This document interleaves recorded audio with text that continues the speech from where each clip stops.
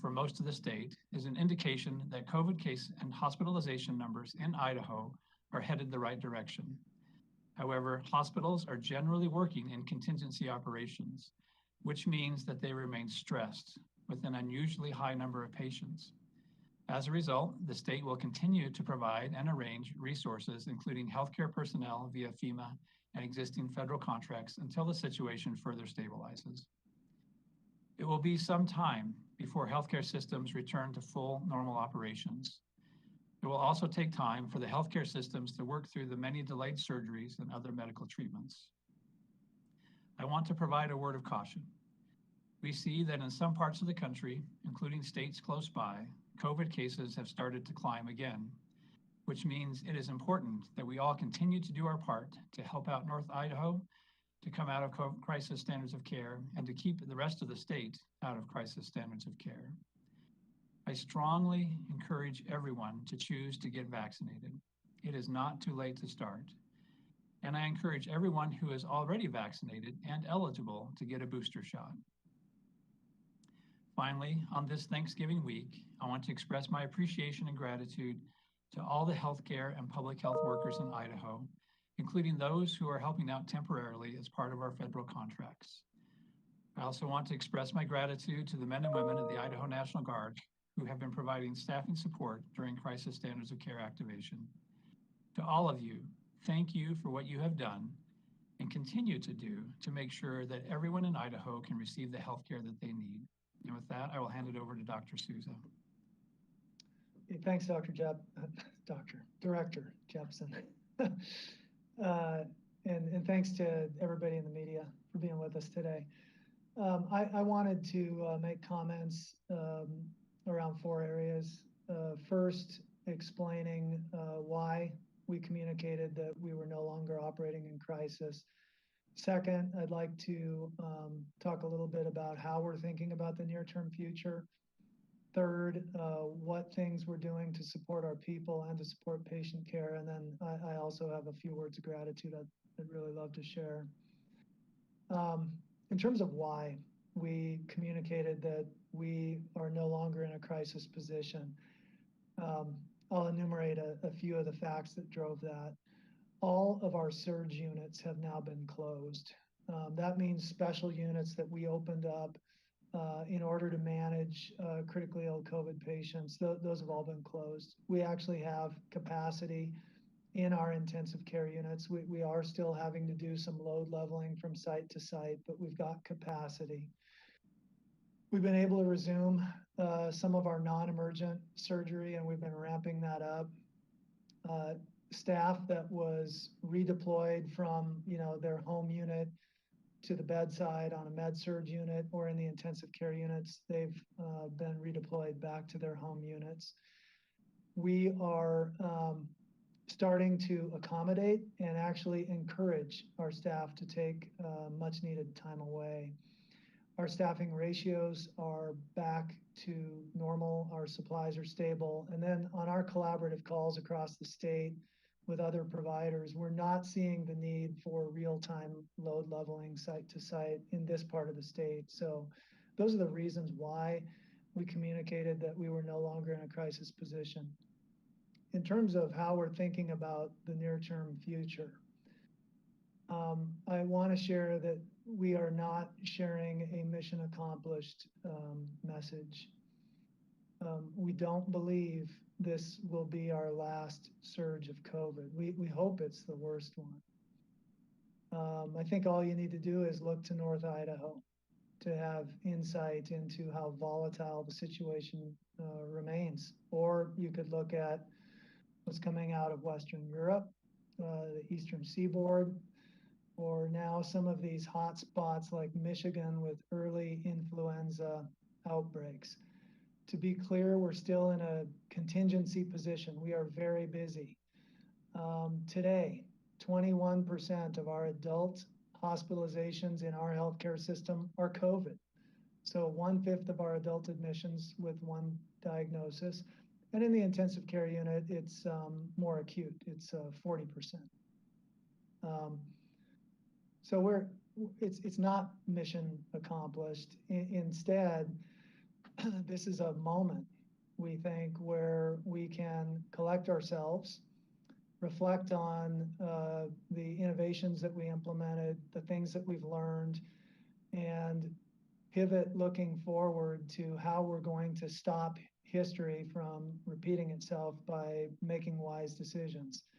So to that end, the way we're thinking about this in running our own business is to use the data that we have, case rates, whether or not there's a new variant in the community, vaccination rates, access to vaccines, access to effective treatments, to inform our own business practices in terms of how we conduct ourselves here. And that means, travel policies and mask policies and meeting policies and so on and so forth. And as we head into the holidays this year, when I think the public and businesses have more visibility to things that can mitigate the next surge, like knowing who in the immediate family is vaccinated, who's not, who's vulnerable, who's not, that in the same way as we're applying those data points to manage our business,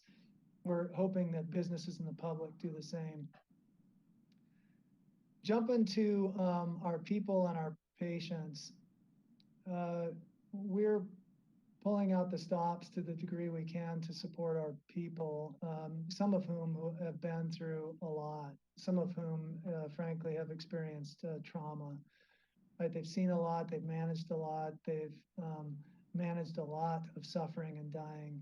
So whether it's, critical incident, stress management, or psychological first aid, or opportunities for,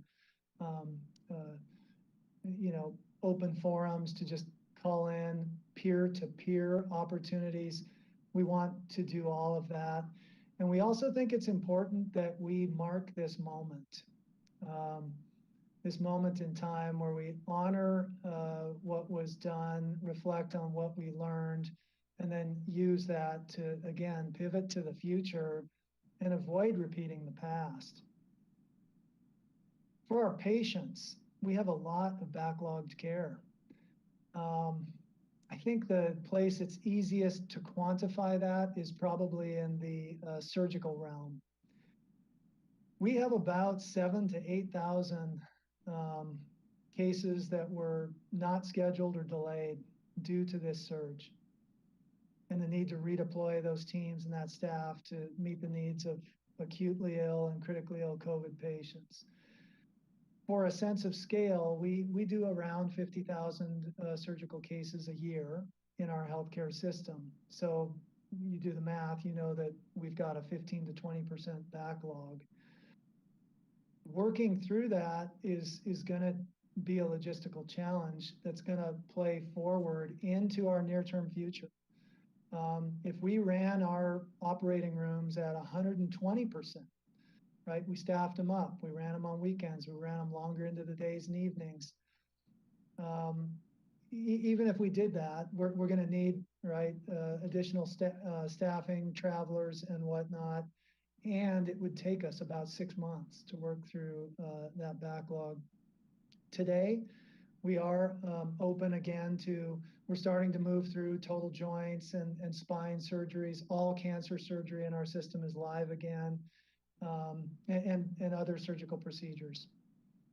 The last comments I'd like to make, Director Jepson, are gratitude.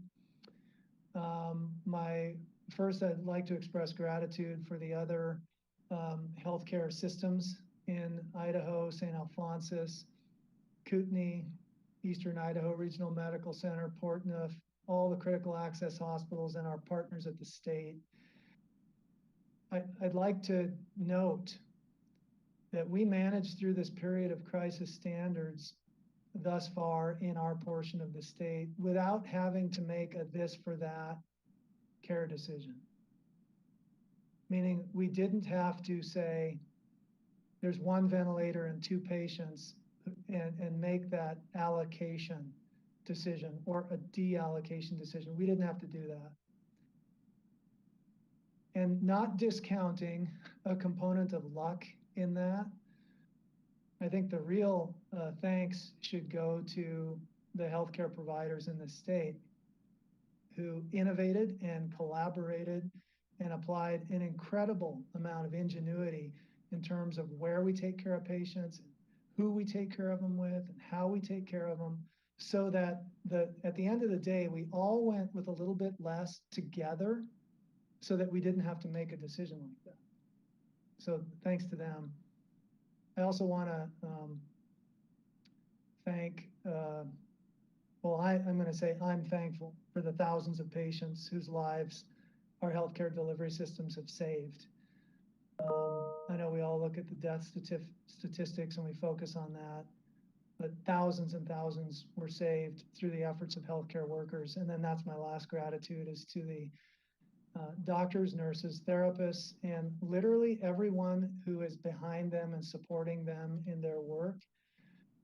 The collective human effort that they pulled off in Idaho over the past 5 months is nothing short of remarkable. So thank you. I'll turn it to my colleague, Dr. Burgess.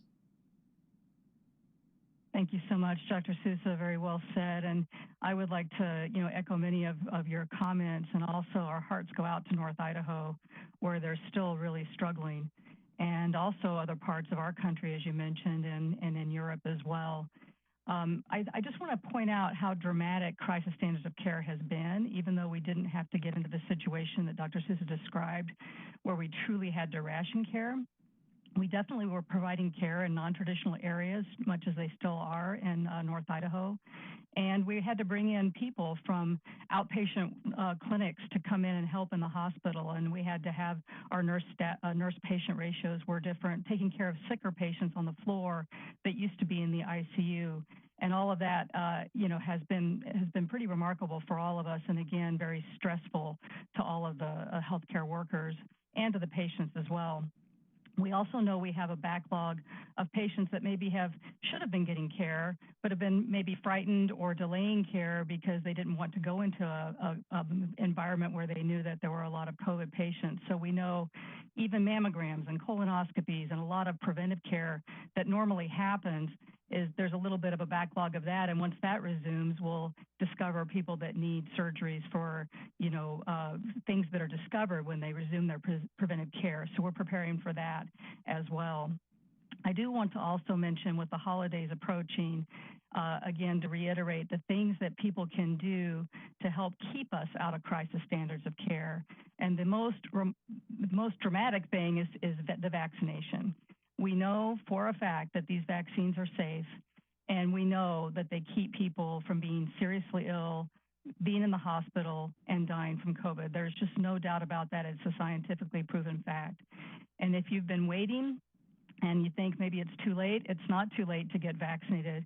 Even though it takes 2 weeks for the full immunity to develop, there is still immunity that develops in those first couple of weeks that is helpful. And if you have been vaccinated and you meet the criteria, if it's been 6 months after your Moderna or Pfizer vaccine or 2 months after your Johnson & Johnson vaccine, we encourage to get a booster. We know that the immunity from the vaccine starts to wane at about 7 months, and plus the Delta variant has been very much more contagious. So getting that booster helps bolster up your immunity as we enter into the holiday season. We know that we expect there's going to be more travel during the holidays, and we understand that people are tired of restrictions. So please use caution with masking, hand washing, all the other things that we know that can keep people safe.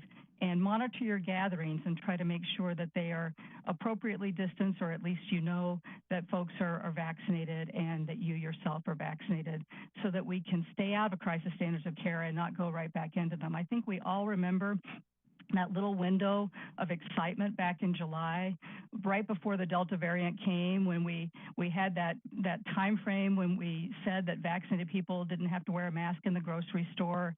At the hospitals, we were starting to feel that maybe we were coming out of this, and then it was just devastating to have to go back into another surge for all of us, for the public as well as for the hospitals. So we are really pleading with everyone to do their part so that we don't have this momentary relief and then go right back into a bad situation again. I also want to just say that we are here for you, healthcare workers.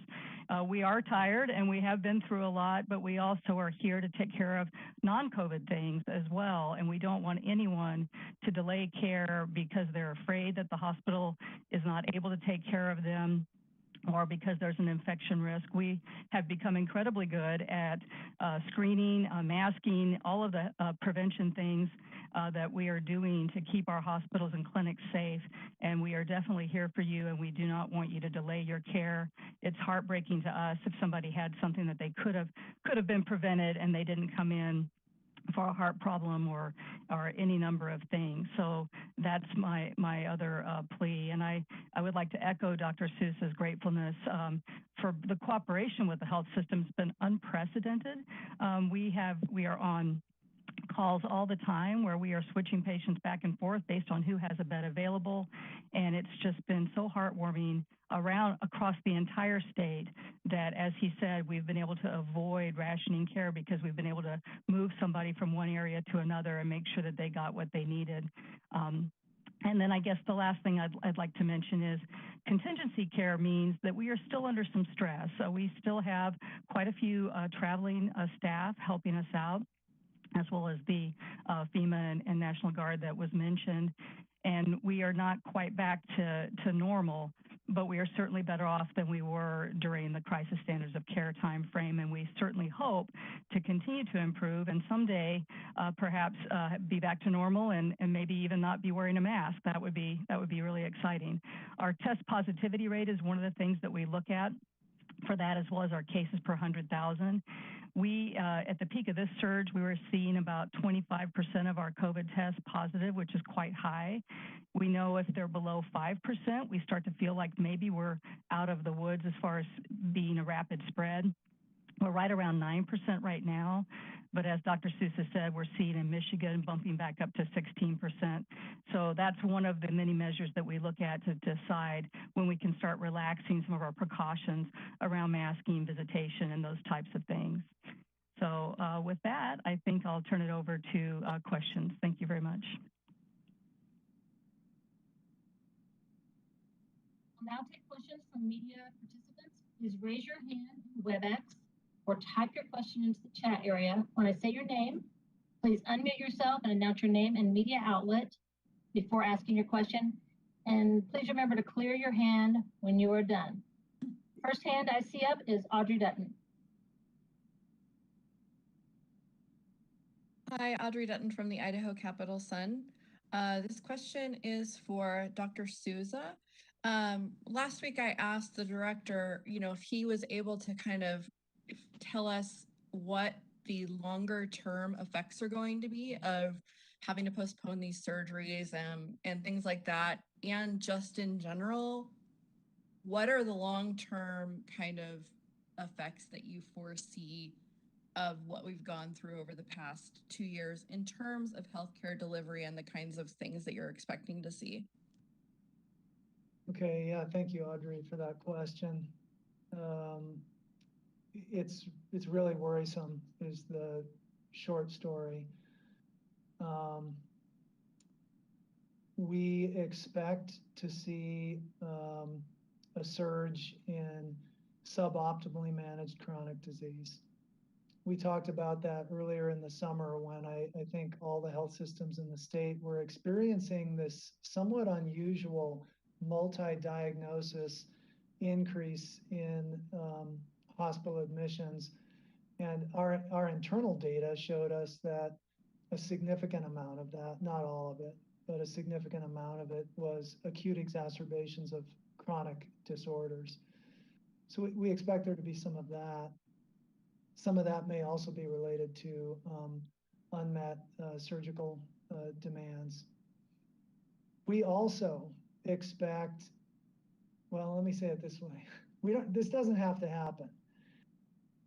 I want everybody to recall that in the fall and winter of 2020, we had a complete nothing burger of a winter viral scene, right? Flu, RSV. Now, they came roaring back, or RSV did in the summer. We had an RSV summer outbreak that inundated our children's hospital. that could happen again, especially if folks internalized a message that we're out of crisis with everything's okay. So I'm going to double down on the message, please, that this is not mission accomplished. This is still let's use what we've learned to not just do what we did before and expect a different outcome. The other two things I'd comment on, Audrey, are the black cloud that went with this pandemic that we noticed in our internal data sets were increases in behavioral health diagnoses on discharge summaries, so depression, anxiety. Now, you know, some of that may have been that those conditions weren't managed well. Some of those may have been new diagnoses that happened. But the point is, if you're depressed, you probably won't manage your other health conditions well. So too, we also saw an increase in substance use presentations to emergency departments, either for intoxication or for withdrawal. And that kind of black cloud of behavioral health and substance use disorders that traveled with the pandemic is really concerning for, you know, the surge that we think we're going to need to continue to manage of unmet population health needs. Hope that answered your question. Thank you, Audrey. Yes, thank you. Thank you, Audrey. Next question will come from Melissa Davlin. Hi, Melissa Davlin with Idaho Public Television. This question is for Dr. Burgess and Dr. Souza. Understanding that we're still in contingency standards of care and we're not at mission accomplished, and also understanding that there's always the threat of other variants, as we saw recently. Do you see a point in the medium term future, let's say in the next 5 or 6 years, where you two feel like your shoulders can relax, where you think that, okay, maybe we're going to be okay, or is this going to be your new normal?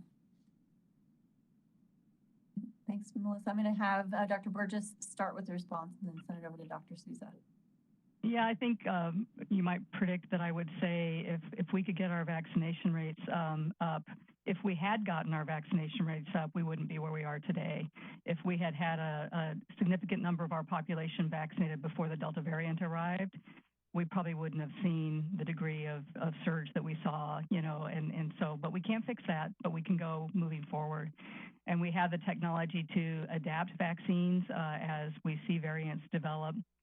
So it's really a matter of our ability to get a significant portion of our population vaccinated, and then also our ability to adhere to the other precautions that we know work as well. So that's what I see as our way out of this, and it's been hard to watch the polarization around some of these measures that are really just basic science. And I do see a time, and you look back to 1918, I think it was about 3 years before they were fully out of the pandemic.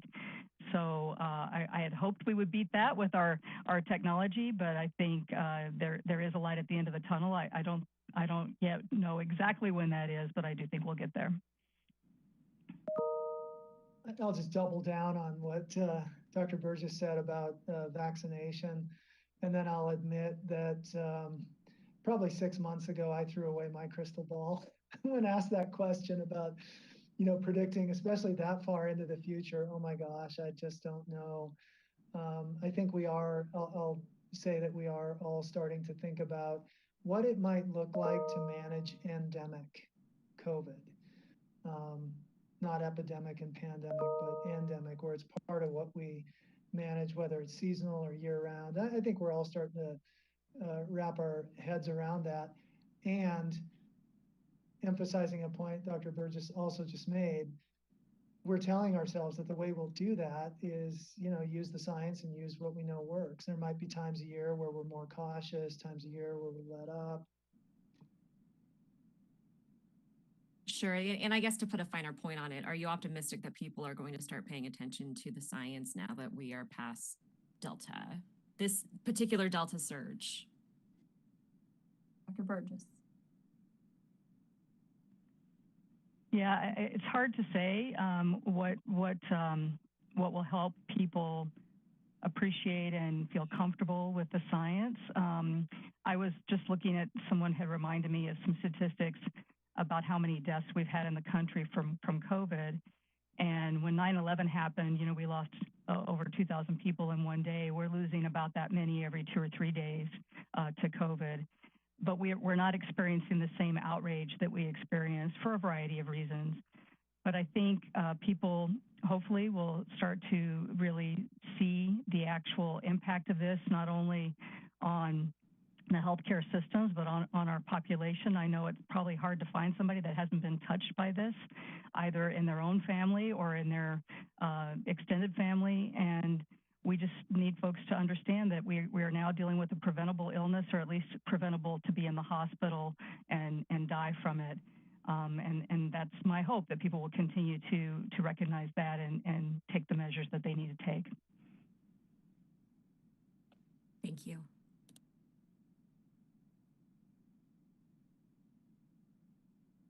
Our next question will come from Ian May. Hello, this is Ian Smay with KREM 2 News. My question is for Director Jepson and Dr. Souza. Is there any estimated timeline for when the Panhandle Health District might be able to deactivate crisis standards of care? Thanks, Ian. Director? Yes, thanks, Ian. It's a great question. I will give the answer I've been giving through this entire crisis standards of care situation, which is it'll depend on the conditions on the ground and what's actually happening there, particularly with the main health system there of Kootenai Health. What we know today is that the numbers in North Idaho are headed the right direction, meaning that testing positivity, or the percent of tests given that show a positive result for COVID, are declining in North Idaho. The number of cases are declining, and the number of patients in the hospital is declining. So if that trend continues, I would expect sometime in the near future that whatever that may be, we'll reach a point where the demand for healthcare resources is below the supply of healthcare resources, and we can move out of crisis standards of care. But I do know that Kootenai Health is still pretty stretched. I don't want to speak for them, but I do know that they are not in the same situation that the rest of the hospitals are around the state. And we continue to be in daily contact with them and the rest of the hospitals around the state to see A, how we can help out, and B, just to monitor the situation for what assistance they need. So I'm not in a place where I can give a time frame. I can just say that if the current trends continue, we would expect that in the near future. Okay, the next question will come from Rebecca White. Hi, I think my question was for Dr. Hahn. It was pretty similar to Ian's question. Also, I forgot to say who I was. I'm from Spokane Public Radio. When it comes to, I guess, cases in the state as far as circulation and case rate spread right now, and when we dive into North Idaho, I guess when we say it's declining, how is it compared to, the last, I've heard kind of over and over again that our surge it's still above what we had in December of last year, and the low is still higher than that. And so I was curious, when it comes to spread and spikes, if we're in North Idaho still kind of where we were in previous surges, even though it's declining. Thanks, Rebecca, for the question. And Dr. Hahn, do you want to address that? Yeah, thank you. Can you guys hear me okay? Yes. Okay, yeah, thank you, Rebecca. First of all, I hope that you do look at our website, because we have the trends by county, so you can really kind of see it, and it's quite interesting. As you know, the state is not completely homogeneous. That's one reason why we're in the situation we are now. County rates have come down significantly in Kootenai County, but they're still holding kind of high in Bonner County, for example. So it's not uniform. The further you break it down, you see these different trends. And if you look at Idaho as a whole, we've been feeling like, wow, things are looking great, they're coming down, but we've just hit where we're just about at the national average. As you know, the national rate numbers, as the director alluded to, have been going up, and we've kind of now met, and we're concerned that our downward trajectory won't continue. I think the director also mentioned that some of our neighboring states are seeing increasing numbers. So we're very worried about that, and that we are going to start seeing a reversal of the good numbers that we've seen over the last several weeks. So yeah, to speak to your question more precisely, you know, if you don't have that link, I can throw it in the chat, but you can go in county by county and you can see the trends per 100,000 population. You know, looking at it right now, you can see, for example, as I mentioned in Kootenai County, that it's really come down nicely from over 80 per 100,000 to now closer to 40 or so. You know, that's a, you know, obviously decreased by half, which is a dramatic decrease. So it's not a minor thing, especially with the large population there and nearby where you are. So I'll throw that in the chat and just go to the tab cases by county, and you can see the counties near you. So just to sum up, as the director said, you know, we're very encouraged by the decreasing numbers in our state, but we realize we're not where we need to be. We want to see numbers continue to decrease, and we're very concerned going into the holiday season that we're set up for a reversal of the good things that have been happening lately. Thank you. Mm-hmm. Right. Going back to Audrey Dutton, did you have another question, Audrey? Yes, thank you. My question is for Dr. Burgess. You mentioned the shift in guidance on masking over the summer, and I wondered what your thoughts are on the public's, you know, that's come up quite a bit, CDC guidance on masking, and now the confusion about boosters, who's eligible, who should get it. What do you make of kind of where we're at in terms of the public skepticism and confusion about whom to trust when it comes to public health advice like that? And what's kind of the path out of that confusion and skepticism? Well, I think that's actually just the way science works. You know, as we learn, we adapt and we continue to change recommendations. The public just probably hasn't been exposed to that as much because this is all new. This pandemic is all of our first pandemic. We weren't around for the 1918 one, at least most of us weren't. And so we are learning as we go as far as what the right thing to do is at that moment. I think that was the right thing to do in July. In July, our numbers were down, and we did have a good vaccination rate, and we did not have the Delta variant yet. And so releasing some of those mask requirements for vaccinated individuals was the right thing to do.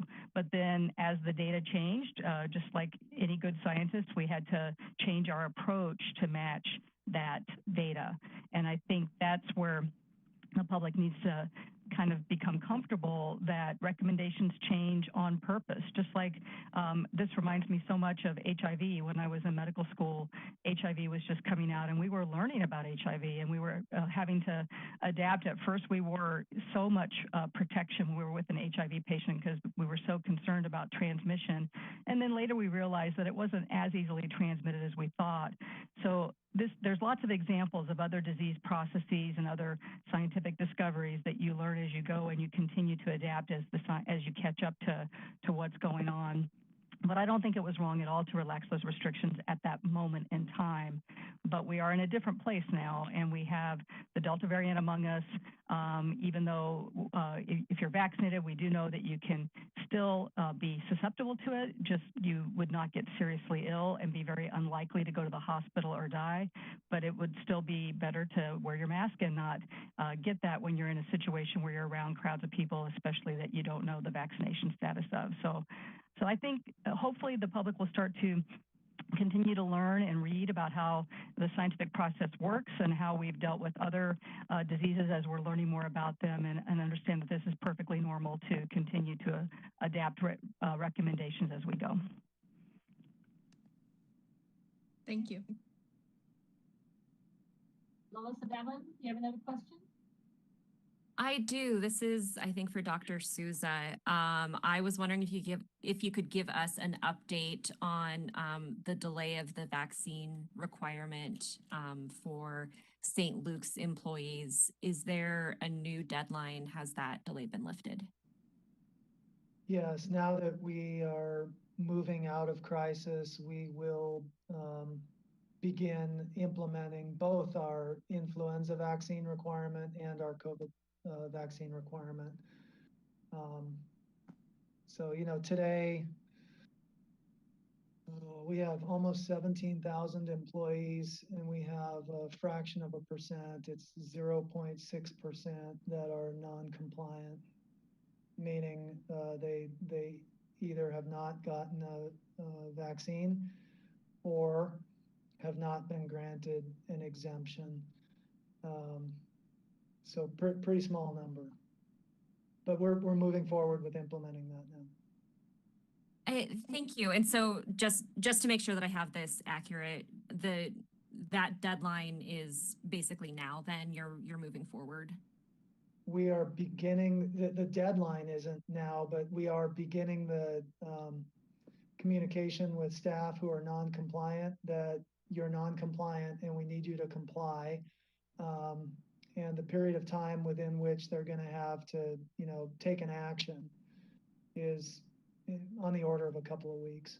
Okay, and thank you so much. One last question. Can you give us an idea of about how many exemptions have been granted?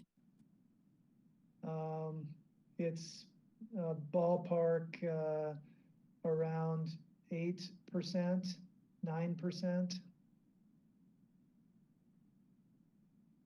Sorry, to clarify. I would love to get someone from my team to confirm and validate that rather than hanging on that number. But let me say it to you this way. We have had fairly wide guardrails around our exemption process. We have honored people's requests for religious exemptions when those have come up. Medical exemptions are quite a bit tighter.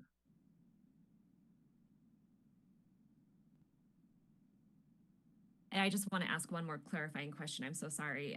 When you say 8 to 9%, understanding that's ballpark, is that 8 to 9% of requests that have been made you have granted, or 8 to 9% of total employees have received exemptions? Of total employees. Okay, thank you.